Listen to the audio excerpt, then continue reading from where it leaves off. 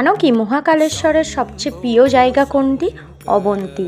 সেই গ্রামে বাস করতেন একজন শিবভক্ত জ্ঞানী ব্রাহ্মণ। সারা জীবনটা শিব সাধনার মধ্যে দিয়ে কাটিয়ে দিয়েছেন এবং তার কর্মের জন্য পুণ্য লাভও করেছেন। ওই স্থানে রত্নমান পর্বত বলে একটি জায়গাতে দূষণ নামে একটি রাক্ষস বসবাস করতেন।